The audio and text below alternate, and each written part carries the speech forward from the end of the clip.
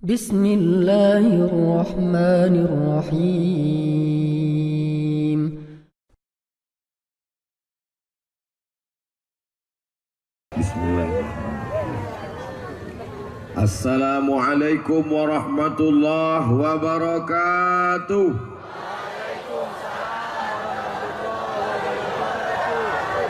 Bersyukur kepada Allah dengan ucapan Alhamdulillahi Rabbil Alamin. Berselawat kepada Rasulullah dengan mengucapkan Allahumma salli ala Sayyidina Muhammad wa ala ali Sayyidina Muhammad. Apa kabar ibu-ibu? Sehat?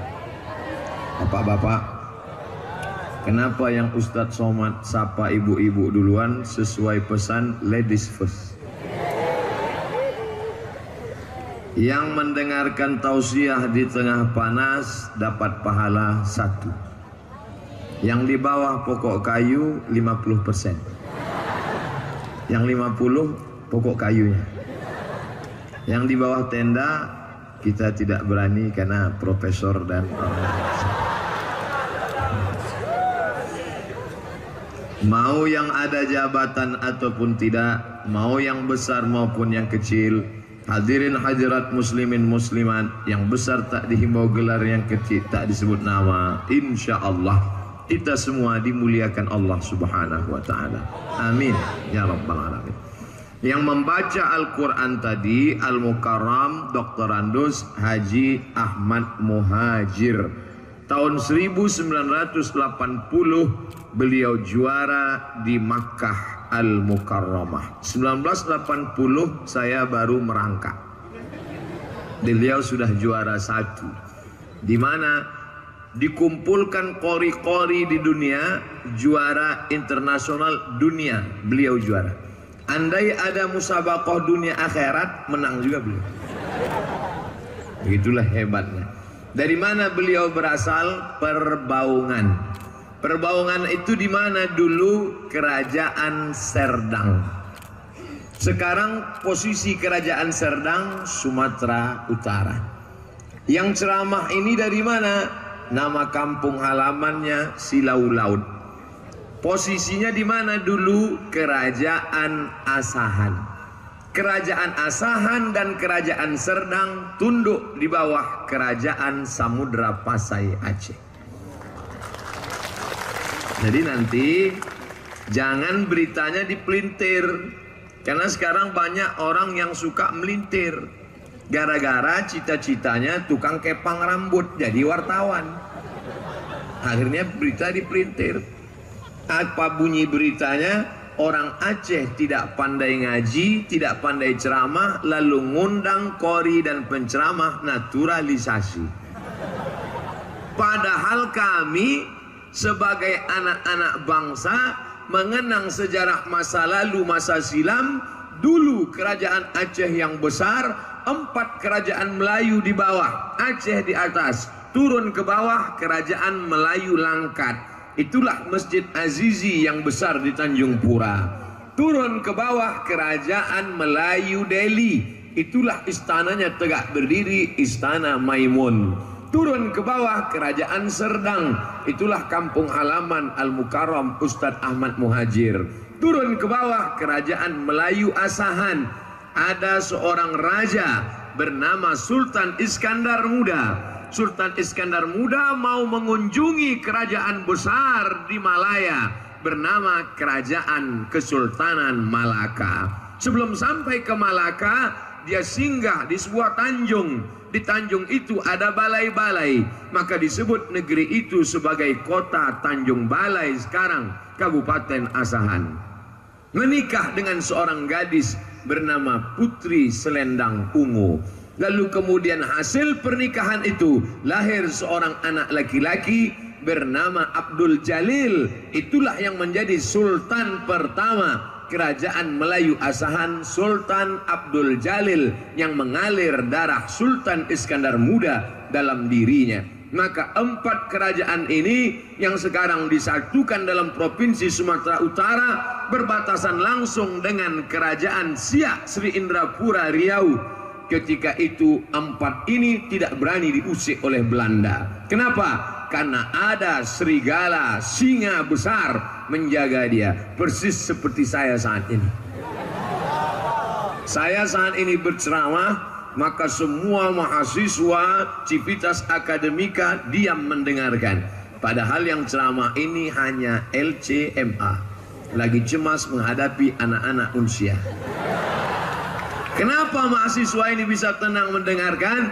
Sebetulnya yang dipandang bukan yang ini, tapi ada singa-singa besar di belakang.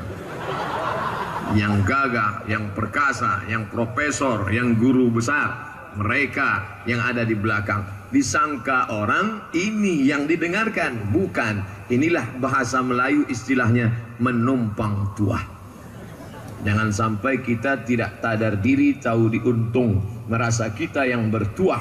Belanda tidak berani mengusik kerajaan-kerajaan kecil ini. Kenapa? Karena ada kerajaan Samudra Pasai, kerajaan Aceh yang besar. Tapi mereka sadar, ini Aceh tidak bisa dirusak dari luar. Makin diserang dia makin kuat, makin diserang dia makin hebat, makin diserang dia makin kokoh. Mereka berpikir bagaimana merusak Aceh. Akhirnya mereka rusak dari dalam lewat perbedaan pendapat bernama ikhtilaf. Perpecahan muncul dari dalam. Siapa yang merusaknya? Yang merusaknya bukan orang dengan rambut gondrong, dengan gaya Belanda, Tuan Menir. Bukan. Siapa yang merusaknya? Yang merusaknya adalah orang yang bersorban, pakai jenggot panjang, pakai jubah, yang kebetulan sifatnya sama. Jangan tersinggung dulu, ini cerita masih panjang. Yang merusak Aceh adalah orang yang bersorban, pakai jubah 2 lapis, pakai jenggot panjang, gaya-gaya ulama. Siapa namanya? Syekh Abdul Ghafur. Baru saja pulang dari Makkah Al-Mukarramah, belajar Syafi'i, belajar Maliki, belajar Hanafi, belajar Hambali. Dia kuasai perbedaan mazhab, tapi tujuannya ingin mengobok-obok umat Islam dari dalam. Dia pun pulang dengan karisma ulama, bajunya ulama, isinya snot horgronye setan laknatullah alaih. Akhirnya dia obok-obok, belajar dari masa lalu. Kita pernah punya kejayaan yang hebat luar biasa. Dunia ini isinya itu-itu saja.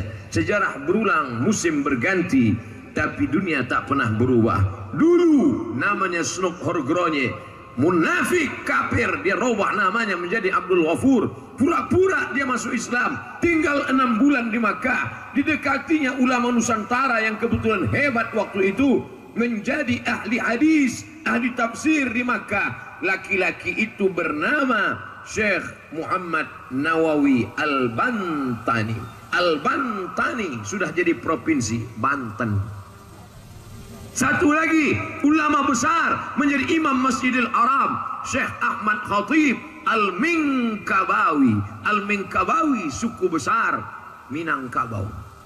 Bukan sekedar rumah makan sederhana, tapi juga bumi Minangkabau yang melahirkan ulama. Maka hari ini kita sedang seperti yang tertulis di baliho belakang, melalui silaturahim kita tingkatkan ukhuwah kebangsaan. Orang Banten pernah besar, orang Minangkabau pernah besar.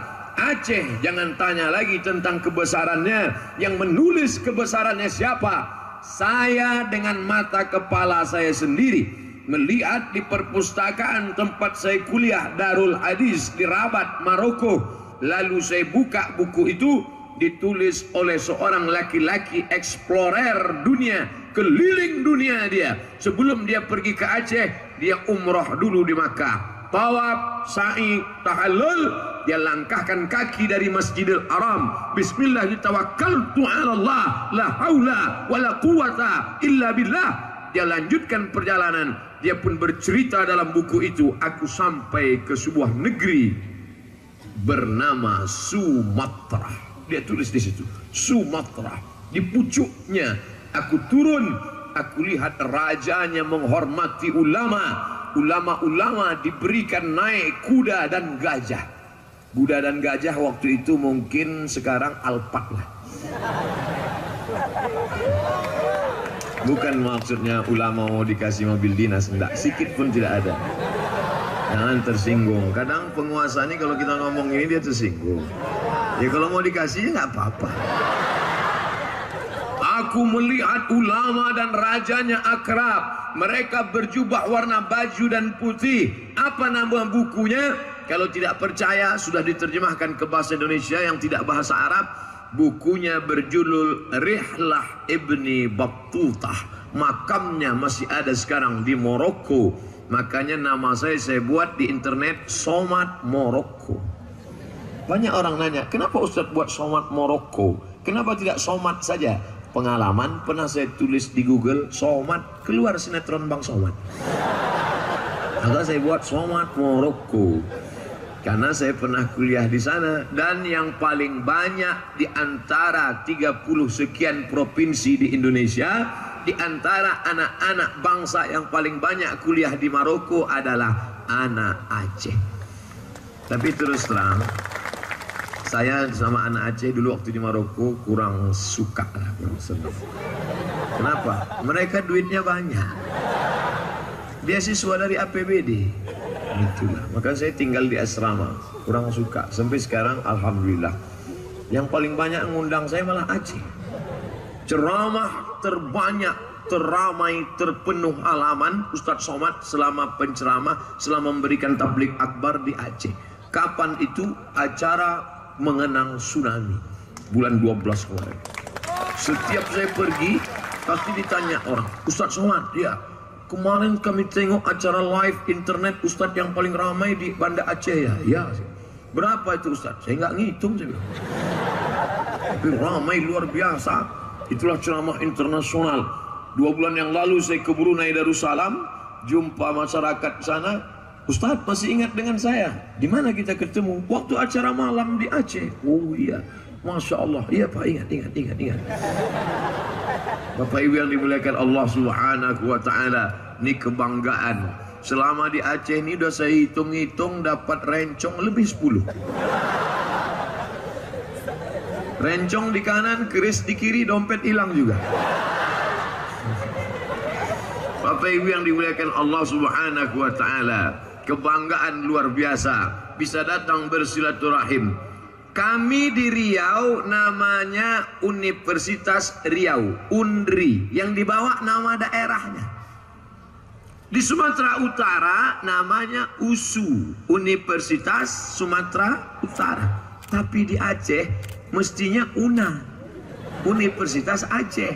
Tapi tidak, yang dipakai justru namanya Universitas Syah Kuala. Kenapa yang dipakai? Menunjukkan orang Aceh cinta pada ulama mengalahkan cinta pada tanah air. Syah Kuala. Datang lagi tukang pelintir. Dia bilang Syiah Kuala karena orang Aceh itu Syiah. Goblok kok dipelihara. Syiah itu artinya syekh. Syekh tulisannya shin ya kha. Payah menjelaskan ini pada orang yang nggak bisa ngaji. Makanya kalau bisa ngaji, kuliahnya di Universitas Syiah Kuala. Di sini ada mata pelajaran agama Islam. Syarat ngambil mata pelajaran agama Islam harus bisa baca Quran. Kalau tidak bisa baca Quran, tidak bisa ambil mata kuliah agama Islam. Kalau tidak ambil mata kuliah agama Islam yang Muslim, maka tidak akan lulus, tidak akan sarjana. Maka kesimpulannya, semua sarjana dari Universitas Syah Kuala pasti bisa baca Quran. Ustadz tahu dari mana? Tadi ngobrol pas makan. Orang Aceh tidak mau sebut nama ulama, karena menyebut nama orang itu tidak hormat. Qalilul adab, tidak beradab. Al-adab fauqal ilmi, lebih tinggi adab daripada ilmu. Maka mereka tidak mau sebut nama. Siapa dia? Syekh Kotakrung. Siapa dia? Syekh tadi malam yang menjemput saya Abi Zahrul. Tapi kalau menyebut nama tak hormat. Makanya siapa? Abu Mudi. Siapa? Abu Fulan. Siapa? Abu Fulan. Mereka tak sebut nama. Siapa namanya? Syah Kuala. Tapi sebetulnya itu adalah nama besar Syekh Abdul Rauf As-Singkili. Dari ujung namanya kita sudah tahu dia berasal dari mana. Al-Makki, orang Makkah, Al-Makki. Orang Madinah, Al-Madani. Orang Mesir, Al-Misri. Orang Singkel, As-Singkili. Syekh Abdul Raub As-Singkili. Mohon maaf, ini saya tidak hormat, tidak sopan, tidak beradab pada ulama. Kenapa sebut namanya? Saya ingin menyebutkan ulama itu yang bergelar Syiah Kuala. Itu adalah Syekh Kuala. Syekh yang berada makamnya di Kuala. Ketika datang tsunami, mohon maaf, Allah menjaga sampai Ustadz Somad ini makam, sampai air itu seperti melompati makam itu, sampai seperti tak terusik Ustadz. Begitulah karamah Syekh Abdul Raub As-Singkili. Sudah meninggal pun dia, makamnya pun dimuliakan Allah Subhanahu wa ta'ala. Begitulah hebatnya. Orangnya sudah meninggal 300 tahun yang lalu, tapi sampai hari ini namanya masih tetap kekal abadi. Masuk saya ke ruangan Pak Rektor tadi, tidak ada foto Pak Rektor saya lihat di dinding. Yang ada foto Syekh Abdul Raub As-Singkili. Masya Allah, luar biasa. Itu ulama Syekh luar biasa. Kalau yang ceramah ini biasa di luar. Tapi yang dimuliakan Allah Subhanahu wa ta'ala. Oleh sebab itu maka kalau ada orang bertanya, di manalah negeri yang paling menghormati ulama? Bukan basa-basi, bukti nyata dan fakta. Universitas Syiah Kuala. Bukan sekolah agama, bukan pondok pesantren, universitas umum yang orang belajar fisika, kimia, biologi, matematika, sejarah, tapi memakai nama ulama. Ulama yang dikedepankan. Kenapa? Karena ulama pewaris para nabi, al-ulama warasatul anbiya. Ambil foto ini dari tengah. Siapa yang mau ngetes, ambil dari tengah, lalu kemudian tunjukkan ke FB, buat pertanyaan. Di manakah acara ini? A. Pesantren. B. Pendidikan agama Islam. C. UIN. Pasti semua orang akan menjawab, ini acara di lembaga institusi Islam. Kenapa? Karena laki-laki dan perempuan dipisah. Ini perempuan, ini laki-laki. Ini bukan lembaga institusi Islam. Ini tidak bawa-bawa Islam. Ini universitas umum. Tapi ajaran Islam melekat. Laki-laki dan perempuan, ada tembok Berlin di antara kita. Ada garis kuning di tengah. Tapi tak ada tulisan polis lain. Tanah. Laki-laki jelas, perempuan jelas. Yang di tengah ini tak jelas. Mereka adalah orang-orang yang berjasa. Ceramah Abdul Somad hari ini hilang seperti asap, menggantang asap dihembus angin, hilang. Kenapa ceramah Ustaz Abdul Somad bisa kekal abadi? Inilah karena mereka yang ada di tengah ini. Resiko mereka besar. Mereka tidak ceramah, mereka tidak tausiah, tapi resiko yang mereka terima, yang jelas kulit mereka terbakar. Dan resiko yang paling besar adalah di hari tua mereka, mata mereka sebelah. Makanya harus ganti-ganti. Tapi pahala mereka mengalir kekal abadi. Selama orang menonton, selama orang menyaksikan, selama orang, jangan lupa klik, like, and share. Tinggal tulis saja. Adik-adik yang mau mencari nanti di YouTube, Somad Syiah Kuala, enter, langsung dapat. Ya kalau itu keywordnya, kalau tidak, Bapak Ibu yang dimuliakan Allah Subhanahu wa ta'ala, cerita tentang Aceh masa lalu sudah selesai. Sekarang bagaimana Aceh masa depan? Aceh masih tetap menjadi model bagaimana menjalankan syariat Islam dalam dunia demokrasi. Allahu Akbar. Kita tidak tinggal di kerajaan Islam. Kita bukan di Saudi Arabia. Kita tinggal di negara demokrasi. Sama seperti Amerika, sama seperti Inggris, Eropa. Demokrasi, suara terbanyak, suara Tuhan. Dalam demokrasi tidak bisa dilihat mana benar, mana salah, mana bengkok, mana lurus, mana yang paling banyak, itulah yang paling benar. dan kita sudah menerima itu sebagai asas negara kesatuan Republik Indonesia. Di tengah negara demokrasi, Aceh menjadi model penerapan syariat Islam dalam perda yang dibuat oleh kanun berbau bernapaskan syariat Islam, sehingga siapapun yang datang kemari maka dia harus menghormati, memuliakan syariat Islam. Kenapa? Bukan karena ustaz, bukan karena ceramah, bukan karena tausiah, bukan karena khutbah, bukan karena pengajian, bukan karena wirid yasin, tapi kenapa? Karena ada aturan. Di mana-mana saya ceramah, saya bicara tentang wilayah hisbah. Jamaah sekalian, kenapa sholat Jumat dimuliakan? Kenapa toko-toko tutup? Kenapa tidak ada orang yang main gaple? Kenapa tidak ada orang yang mengejek masjid? Kenapa orang berjilbab? Kenapa pakai pakaian panjang? Karena ada aturan. Di mana itu? Di Nangro, Aceh Darussalam. Allahu Akbar. Jangan sampai saya ngomong gitu ceramah di mana-mana, tiba-tiba orang datang kemari yang dia lihat lain seperti yang saya ceramahkan. Nanti dia bilang memang Ustadz Somad Ustadz sesat. Sudahlah saya dibulinya di YouTube, Twitter, BBM, WhatsApp, Instagram, Telegram, miligram, kilogram. Dia buktikan lagi kenyataannya tak sama. Jadi sebenarnya saya mau datang, tolonglah bela-bela saya di internet itu. Tidak perlu ikut caci maki, sumpah serapah. Tidak perlu ikut merubah sesuatu yang di alam maya sana. Cukup buktikan saja apa yang saya katakan. Hai gubernur-gubernur seluruh Indonesia, kalau kalian masuk surga, ingin masuk surga dengan jabatan, robah bank konvensional kalian menjadi bank syariah. Kalau kalian tidak tahu caranya, datang ke Nangro Aceh Darussalam. Mana-mana saya ceramahkan begitu. Maka mereka pun berpikir, nampaknya kita harus studi banding nih ke Aceh. Hai jamaah sekalian, kalau kalian mau tahu caranya meramaikan masjid, masjid ramai berjamaah, jangan hanya dengan imbauan kepada jamaah sekalian, diharap meramaikan masjid.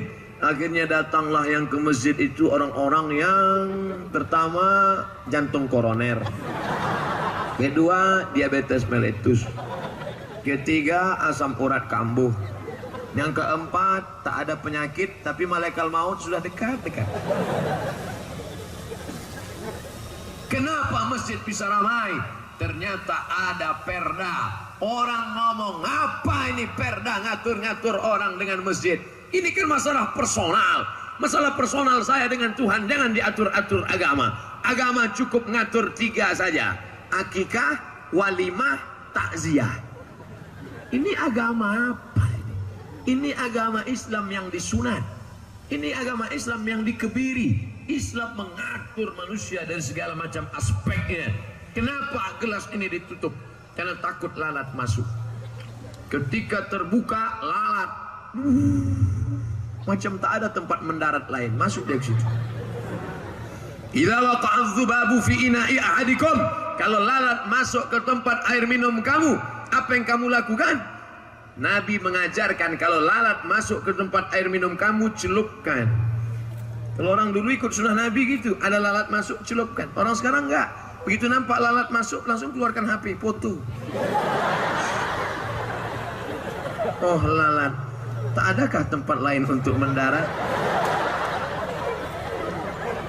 Idza waqa'a dzubabu fi ina'i ahadikum, kalau lalat masuk ke tempat air minum kamu, falyughmishu, celupkan.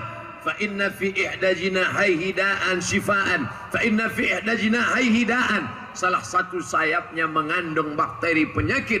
Wa fil ukhra shifaan, sayap yang satu mengandung bakteri, tapi sayap yang satu mengandung penawar. Apa maknanya? Islam mengatur sampai lalat masuk ke tempat air minum. Kalau kamu mau masuk WC, langkahkan kaki kiri, bacakan doa, Bismika Allahumma ahya.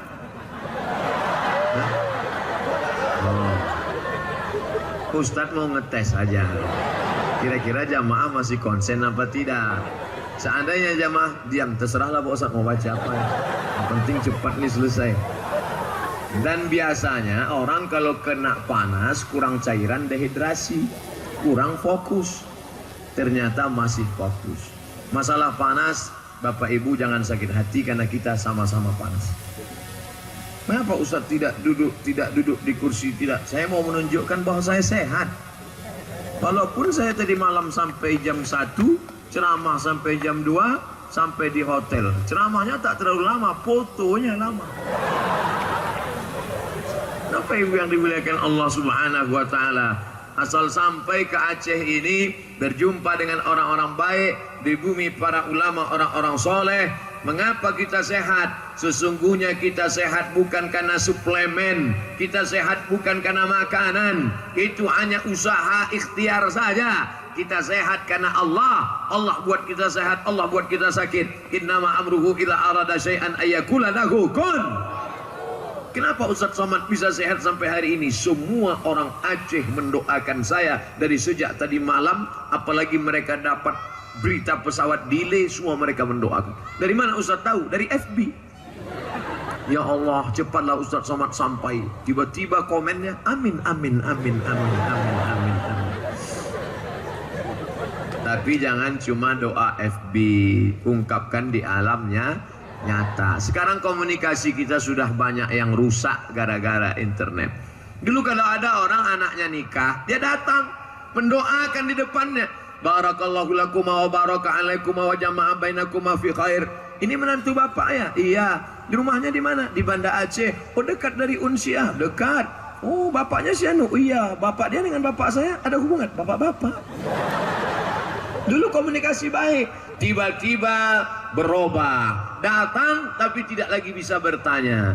Datang hanya berdoa. Doa sudah tidak kedengaran. Tanya, ini anak siapa? Apa? Ini anak siapa? Apa? Kenapa? Karena keyboard tunggal. Bum, bam, bum, bam, bum, bam. Sudah mulai rusak. Sampai pada tahap yang ketiga, tidak datang sama sekali. Cukup dengan upload.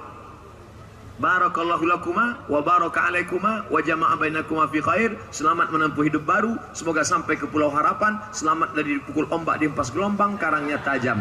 Amin, amin, amin, amin, amin. Kamu datang kemarin waktu anaknya akikah. Saya nggak bisa datang Pak. Terus cukup saya upload fotonya. Selamat akikah anak. Semoga jadi anak soleh dan soleha. Amin, amin, amin, amin. Kamu datang kemarin waktu bapaknya meninggal. Saya nggak bisa datang. Terus cukup saya upload saja. Innalillahi wa inna ilaihi raji'un. Semoga dilapangkan kuburnya. Amin, amin, amin, amin, amin. Makanya temanya dibuat silaturahim, ukhuwah kebangsaan, supaya jangan sampai rusak. Waktu akikah nggak mau datang, waktu walimah nggak mau datang, waktu takziah nggak mau datang. Khawatirnya nanti pas kita mati nggak ada yang datang. Semua cuman komen amin, amin, amin, amin, amin. Alhamdulillah, saya bisa ketemu dengan Pak Rektor, bapak-bapak wakil rektor, bapak-bapak senat, guru-guru besar datang hadir, kehormatan yang luar biasa. Bapak Ibu yang dimuliakan Allah Subhanahu wa taala, ini kampus. Begitu kala saya turun dari kendaraan tadi, selamat datang Ustadz Somad di kampus Jantung Hati. Dalam hati saya lama menung, kok jantung hati? Saya mau nanya segan. Kalau kita sebenarnya kalau saya mau nanya bisa aja, Prof, kenapa disebut jantung hati? Kan malu kita, ketahuan belum S3. Jadi lama saya berpikir, kenapa disebut jantung hati? Kalau salah tolong luruskan, tapi jangan di sini nanti pas sudah turun. Nampak betul bodoh kita nanti. Jantung kata Nabi, ala fil jasadi mutrah. Ketahuilah di dalam dirimu ini ada segumpal. Idza salahat salahal jasadu kulluh. Kalau yang segumpal ini baik, maka yang lain ikut menjadi baik. Matamu baik, telingamu baik, kakimu baik. Apa dia? Jantung. Letaknya di sebelah kiri, berdegup dan berdetak. Yang bisa mendengar dokter pakai earphone, earphone nah. Ada juga mikrofon yang bisa katanya kalau di bener. Mikrofon yang mahal itu bisa.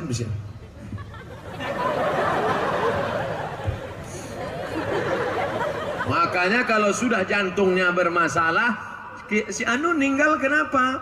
Sakit. Sakit apa? Sakit jantung. Orang mati mendadak karena sakit jantung. Pernah nggak Bapak Ibu dengar kabar? Si Anu meninggal kenapa? Kena panu.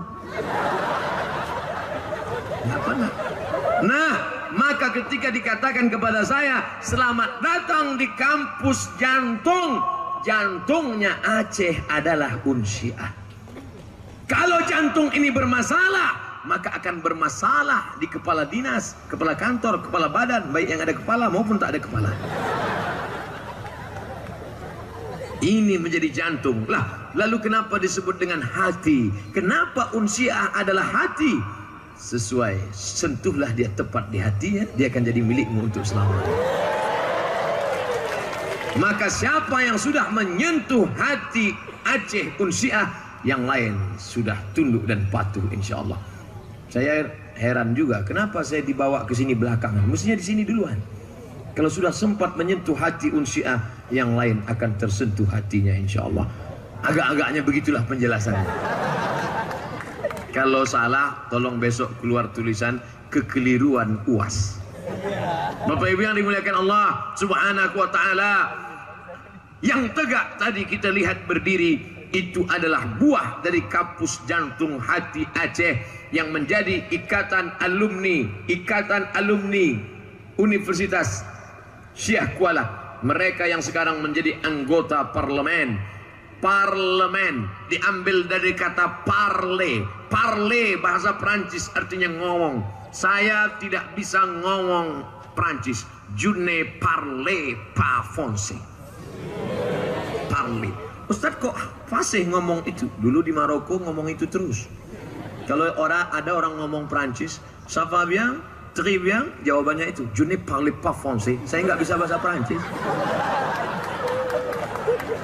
Je ne parle pas français. Parle arabe anglais. Parle ngomong. Ada orang-orang yang kerjanya ngomong. Karena memang mereka diberikan Allah Subhanahu wa Ta'ala otaknya bekerja, dan apa yang ada di otak ini mesti diomongkan. Kan nggak mungkin dia tak ngomong. Maka dia digaji oleh negara di sana, parle. Tapi ada juga yang tak boleh ngomong. Siapa itu? Tukang tak boleh ngomong. Ibu kalau ada tukang di rumah kerja memperbaiki kamar mandi, jangan ajak ngomong. Nanti batunya dari tadi satu aja, tak selesai. Nah, ini cikal bakal antara yang ngomong dan tidak ngomong. Yang dari fakultas kedokteran, dia tidak ngomong, dia nyuntik aja. Nyuntik. Tapi sekali-sekali dia ngomong, Bapak sakit apa? Sudah berapa hari? Tapi ada dokter yang lebih hebat. Sahabat saya, orang Riau. Kata dia, Ustadz Somad, kami dokter hewan lebih hebat daripada dokter manusia. Kenapa gitu dokter? Karena dokter manusia pasti ditanyanya, Bapak sakit apa? Keluhannya apa? Kami nggak pernah nanya. Bapak Ibu yang dimuliakan Allah Subhanahu wa Ta'ala. Oleh sebab itu maka apapun profesi kita, alumni dari Unsyah, Universitas Syah Kuala, baik yang ngomong maupun yang tidak ngomong, sesuai dengan jurusan fakultas masing-masing, ini adalah jalan pengabdian. Ini adalah detak denyut nadi jantung Aceh ke depan. Siapa yang belajar sekarang? Apa yang kau tanam sekarang? Kalau padi kau tanam, tumbuh rumput. Sedangkan padi kau tanam, tumbuh rumput. Konon lagilah rumput yang kau tanam tak mungkin tumbuh padi. Kalaupun tumbuh padi, padi plastik. Oleh sebab itu Bapak Ibu yang dimuliakan Allah, kebahagiaan buat saya hadir di tengah majelis ini. Saya tidak menceramahi profesor-profesor kita. Justru bahwa profesor sekarang sedang membuat coret-coretan berapa nilai yang sesuai untuk anak ini berceramah. Saya hanya sedang bercerita ke adik-adik kelas saya, ke sahabat-sahabat, mereka calon pemimpin masa depan. Bagaimana Aceh 20 tahun akan datang? Lihatlah mahasiswa yang ada sekarang. Saya optimis bagaimana Aceh 20 tahun akan datang. Inilah para pemimpin-pemimpin yang ada di bawah ini. Ketua tim penggerak PKK Provinsi Aceh, salah satu di antara yang di bawah. Kalau ketua tim penggerak PKK-nya hobi pengajian, berpanas-panasan panas terik seperti di Padang Arafah, Ustadz Somad salah. Ini bukan Padang Arafah, Padang Mahsyar Pak Ustadz. Terserah mau padang panjang mau padang bola. Yang jelas mereka mengorbankan waktunya, panasnya, hadir 20 tahun akan datang. Mereka yang akan menjadi penggerak majelis pengajian ibu-ibu mau perempuan Aceh 20 tahun akan datang. Amin. Yang hari ini anak muda duduk mendengarkan pengajian, bersilaturahim, melihat ketua alumni, melihat rektor, melihat kakak kelas mereka. Mereka yang akan menjadi pemimpin di masa akan datang. Akan ada yang jadi tentara, akan ada yang jadi polisi, akan ada yang jadi anggota parlemen, akan ada yang jadi anggota DPD. Ini semua yang akan menolong agama Allah dengan kekuasaan mereka. Allahu Akbar. Saya Abdul Somad. Di sebelah kanan ada Ustadz Fadil Rahmi. Lalu kemudian ada juga bersama saya Ustadz Fahrul Rozi. 20 tahun yang lalu kami sama-sama ke Kairo. Saya 1998, mereka 1996. Beda tipis. Sekarang 20 tahun sudah kami pulang. 20 tahun yang lalu kami pergi, 20 tahun. 2 malam yang lalu sama-sama kami di Banten ketemu dengan Bapak Dr. Nur Hasan Wirayuda yang dulu menjadi Dubes Republik Indonesia di Kairo. Pak Nur Hasan, iya, masih ingat dengan kami? Tentu Bapak tak ingat. Karena waktu itu kami ramai. 2.400 anak Indonesia di Kairo yang krisis akan dipulangkan ke Indonesia. Pesawat Hercules sudah dikirim. Kenapa yang dikirim Hercules bukan Garuda? Karena Hercules tidak ada kursinya. Siap-siap tegak dari Kairo. Akan membawa anak Indonesia. Tapi kemudian duta besar ini cerdas, hebat, diplomat, orang yang bisa berdiplomasi dengan bahasa Inggrisnya, dengan gaya bicaranya, dengan ilmu komunikasinya. Dia bicarakan itu kepada bangsa Mesir. Orang Mesir tahu dan mereka berkata, tidak ada satupun anak Indonesia yang boleh pulang. Mereka harus tetap belajar. Disampaikan di masjid-masjid. Profesor Dr. Ahmad Omar Hashim, Rektor Al-Azhar, tidak ada anak Indonesia yang boleh pulang. Bahkan ada orang yang memberikan bantuan sedikit. Apa yang bisa dia bantukan sedikit? Lalu Pak Dubes mengatakan, coba ikuti tadi orang yang memberikan bantuan. Siapa dia? Dari mana dia? Begitu ada mahasiswa yang mengikuti dari belakang, dilaporkan. Apa pekerjaannya? Dia cuma tukang buah di pinggir jalan, Pak. Tapi dia ingin berjasa. Ada seorang tukang ayam, namanya Muhandis Abdus Salam. 4 tahun saya di Mesir.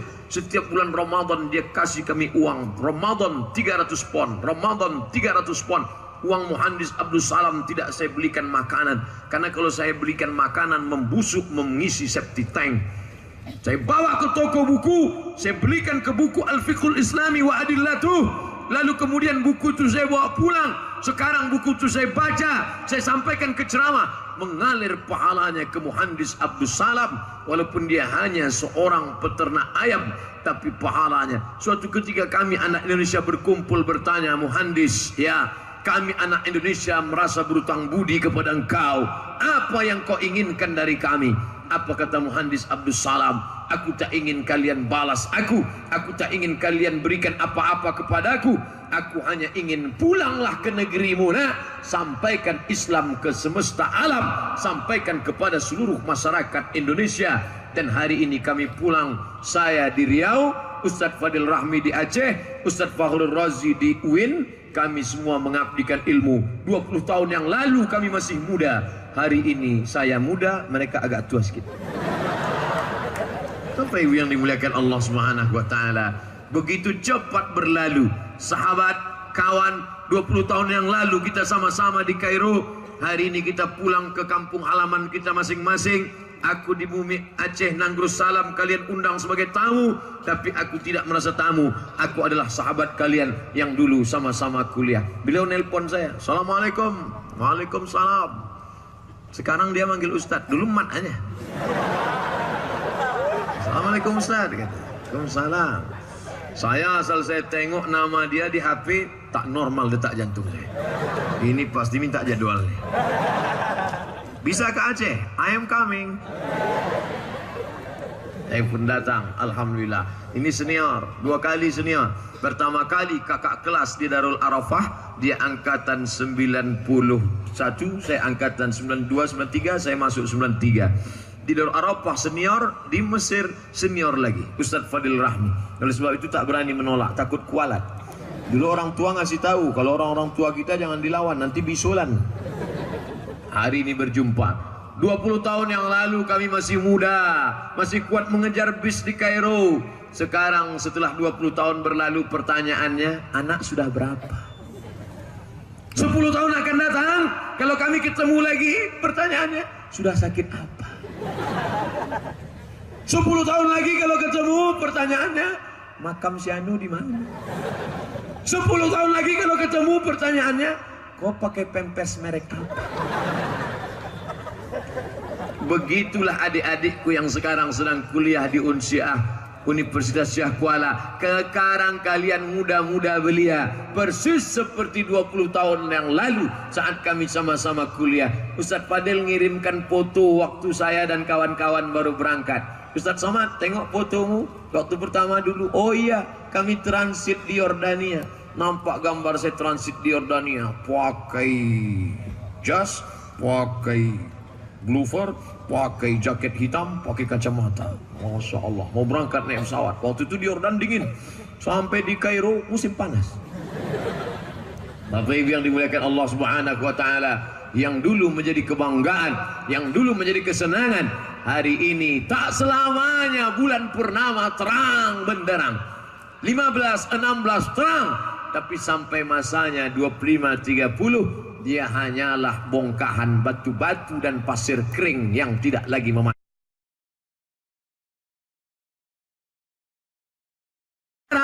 10 tahun akan datang, itu yang akan menjadi PNS, akan menjadi Pemko, akan menjadi Pemprov, akan menjadi pegawai BUMN, akan menjadi anggota legislatif. Bayangkan kepala ketua sidang paripurna dipimpin oleh pecandu narkoba. Adapun APBD kita untuk bulan ini ada martil itu bukan gitu, ke kepala kawan. Ustadz ini ngawur nih, mana mungkin dia pecandu narkoba bisa menang? Bisa saja, karena dalam dunia demokrasi yang menang adalah suara terbanyak. Loh, dia pecandu narkoba, kenapa dia bisa menang? Karena dia punya duit, money politik. Dia serang pagi-pagi itu, dia serang dengan serangan fajar, 100.000 selesai. Assalamualaikum warahmatullah, assalamualaikum warahmatullah. Calon yang lain cuma salam, pilih saya ya, pilih saya. Dia enggak, assalamualaikum warahmatullah. Selesai, habis pencoblosan, yang lain datang ke rumah Ustadz. Mohon maaf Ustadz, mohon maaf Ustadz. Kenapa? Saya enggak jadi nyoblos Ustadz. Ini kenapa? Bapak Ibu yang dimuliakan Allah Subhanahu wa Ta'ala. Oleh sebab itu ke depan, bagaimana ekonomi umat, bagaimana persatuan umat, ini acara harus terus digalang, harus terus. Tapi tadi Pak Rektor sudah minta maaf karena tidak bisa membuat tenda besar. Lagi-lagi ujung ceritanya ya dana, ya dana. Orang yang tidak pernah bermimpi, dia tidak akan pernah melihat mimpi menjadi kenyataan. Saya bermimpi 2018 saya datang, 2028 saya akan datang lagi ke halaman, ke tanah lapang yang penuh sejarah tercinta ini, tapi akan ada tenda besar sehingga tak lagi kepanasan. Satu kali pencet remote, begitu dipencet, duitnya dari mana? Aceh ini duit semua isinya. Digali tanah keluar gas, digali tanah keluar minyak, di dalam tanah, di atas tanah. Di atas tanahnya apa? Kelapa sawit, karet, getah, dan ada lagi yang terbaru. Apa dia? Korma. Pulang dari sini, saya diberitahu Ustadz ceramah jangan lama-lama, 60 menit saja, jam 10 selesai. Oke. Kita akan menuju kebun korma.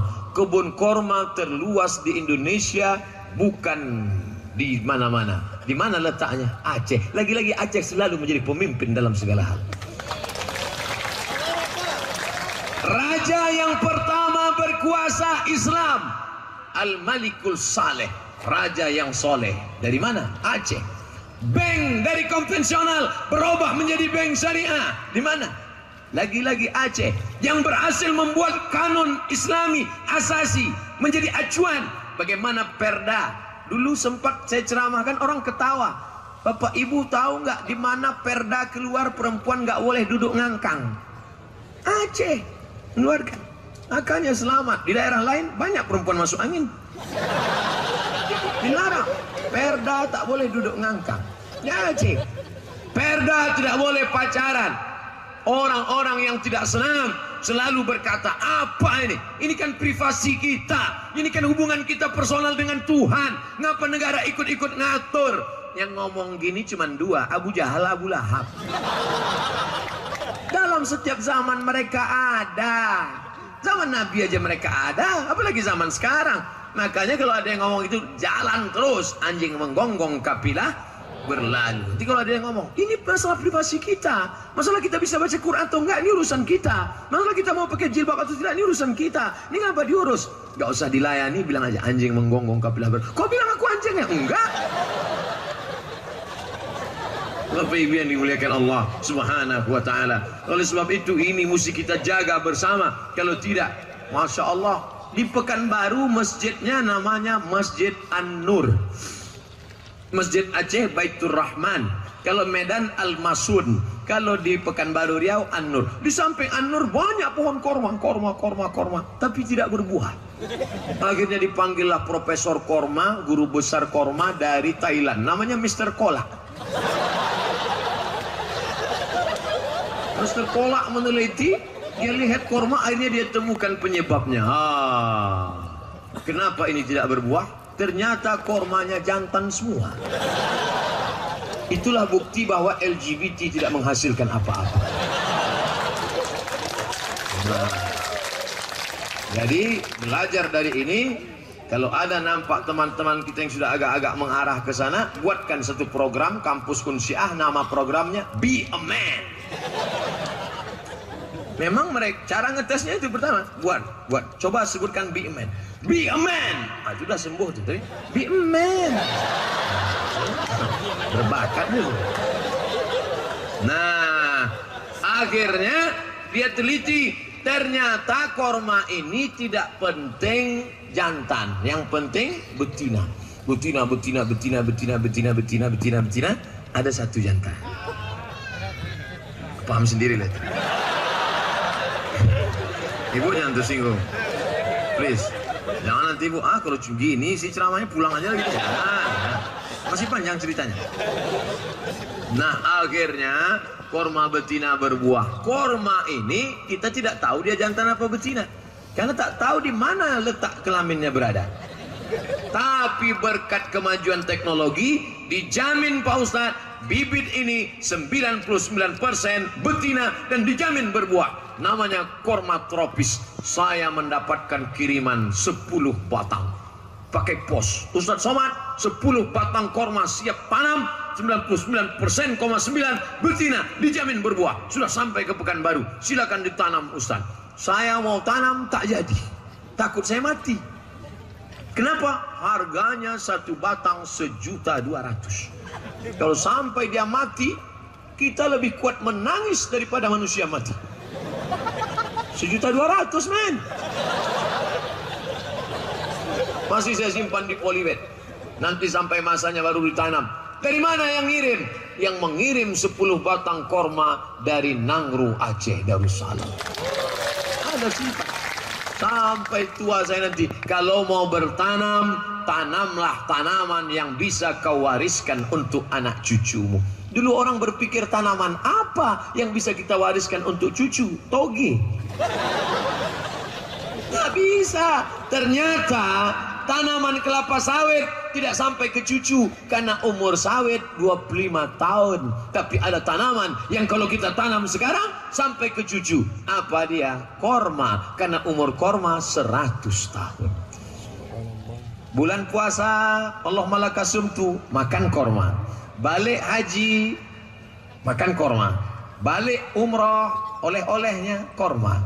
Ketika anak baru lahir, disuapkan korma. Sunnah, namanya teknik. Anak baru lahir, ambil korma, kunyah-kunyah, masukkan ke mulut. Nek, Kenapa anak baru lahir dikasih korma? Tak usah tanya-tanya, dari sejak zaman dulu udah begitu. Rupanya anak yang baru lahir ini dari tempat yang paling nyaman di dunia, yaitu rahim. Tempat paling nyaman di dunia adalah alam rahim. Di alam rahim anak-anak Adam ayam tenteram nyaman. Walaupun ibunya di Afrika Utara, tidak pernah ada anak melompat keluar karena kepanasan. Begitu amannya dia. Tapi begitu dia keluar dari alam rahim ini, anak-anak itu banyak yang kedinginan, apalagi yang prematur, sampai bibirnya biru, sampai mau akhirnya dibuatkanlah alat pemanas untuk bayi, namanya open. Ada tuh kan? Dimasukkan temperatur sekian derajat Celcius, masukkan bayi ke dalam, tutup. Setelah masuk, perawatnya asik main HP chatting. 15 menit matang. Bapak Ibu yang dimuliakan Allah Subhanahu wa taala, maka anak itu dikunyahkan korma, dimasukkan ke mulutnya supaya apa? Supaya anak itu badannya hangat. Karena dalam korma ada manis-manis dan orang bagus makan korma. Ribet jelimet makanan kita, masak nasinya, buat sambal belacannya lagi, buat gulainya lagi. Orang Arab enggak, cukup korma. Siapa yang makan korma ajwah 7 butir, maka akan selamat dari sihir dan setan. Tanam korma ajwah, pulang dari Makkah, lupa beli korma. Sudah beli korma, koper hilang. Tinggal mudah, di mana beli korma? Datang ke Aceh. Kebunnya di mana? Dekat dari airport. Ustadz Somad turun di airport Sultan Iskandar Muda, hanya 5 menit sampai ke kebun korma. Ustadz Somad udah ke sana? Belum, nanti sebentar lagi.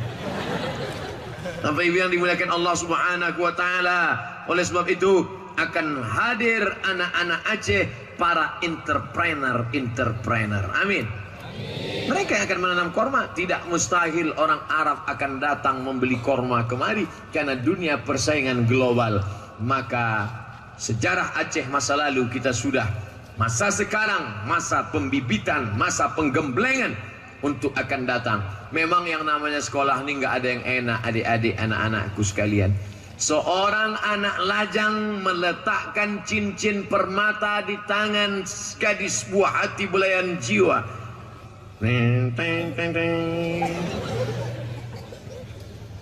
Dari mana itu cincin emas? Orang melihatnya dalam etalase, apa kata dia? Mantapnya, diletakkan di mall, super hebat. Suami, calon suami dengan pasangan calon istri melihat. Adik mau beli yang mana? Yang ini aja ya bang? Iya. Tanya penjual, ini berapa pak? 300 juta. Semua ingin jadi cincin mahal dengan mutiara manikam di atas etalase mall super mahal. Tahukah kalian dari mana emas itu berasal? Nun, dari pedalaman Kalimantan, yang saat itu bercampur di dalam sungai antara 3 yang kuning. Kuning emas, kuning tanah liat, dan kuning satu lagi. Akhirnya kemudian tanah ini diambil, dimasukkan ke kuali, digoncang air, berkubang. Orang yang sedang mencari emas itu berkubang dengan tanah liat. Ketika dia berangkat pagi, masih bisa dibedakan mana orang, mana sapi. Pada saat pulang sama bentuknya. Lalu kemudian setelah digoncang, menghasilkan emas-emas, tercampak tanah liat, tercampak kotoran, nampak emas. Setelah emas itu dicampur, dibakar, dibuang karat-karat, dibuang yang kotor-kotor. Setelah itu baru dicetak, diukir, dipahat, dibakar, dipukul, diukir, dicetak, dipahat, dibakar, sampai akhirnya dia berkilau bercahaya. Semua ingin menjadi emas, tapi orang tidak pernah tahu bagaimana prosesnya. Begitulah agaknya adik-adik sekalian. Mereka tak pernah tahu kalian tinggal di rumah kos-kosan, telur ayam 1 butir dibagi 3. Pagi yang dimakan putihnya, siang kuningnya, sore tengok gambarnya suap. Orang tak pernah tahu cerita itu. Bagaimana cerita kami dulu dengan Ustadz Fadil Rahmi, dengan Ustadz Fahurul Razi, dengan sahabat-sahabat waktu kuliah. Orang tak pernah tahu cerita itu. Orang cuma tahunya apa? Siapa yang ceramah nanti? Ustadz Somad. Ustadz yang mana itu? Yang Instagramnya 3,3 juta itu. Bapak Ibu yang dimuliakan Allah Subhanahu wa taala, tapi memang itulah kehidupan. Begitu juga dengan Pak Profesor, begitu juga dengan guru-guru besar kita. Kita tak pernah tahu bagaimana kehidupan mereka. Bapak-bapak kepolisian, Bapak Dandim, Bapak Kapolres, Bapak Kapolsek, pernah orang tahu bagaimana mereka tes ikut dulu, bagaimana mereka dibentak-bentak, bagaimana mereka tempeleng, bagaimana mereka ditinju perutnya. Tapi itu semua adalah proses, dan orang tidak pernah menghormati proses. Orang yang tidak ingin tahu proses, orang yang tidak menghormati proses, orang tidak akan pernah menghargai hasilnya. Betul? Makin panjang ceramah ini, makin lama saudaraku dalam penderitaan bangsa. Tapi ingatlah, setiap tetes puluh keringatmu akan dibalas Allah dengan kebaikan-kebaikan. Faman ya'mal mithqala dzarratin khairan, sebesar biji sawi akan dibalas. Kalau sebesar biji sawi dibalas, apalagi yang sudah menetes sebesar jagung. Insyaallah. Akhirnya waktu juga dari jam 9 saya mulai, sekarang pas jam 10 itu yang sudah dituliskan. Ustadz jam 10 stop. Adapun kelanjutannya bisa dibuka dalam www.youtube.com.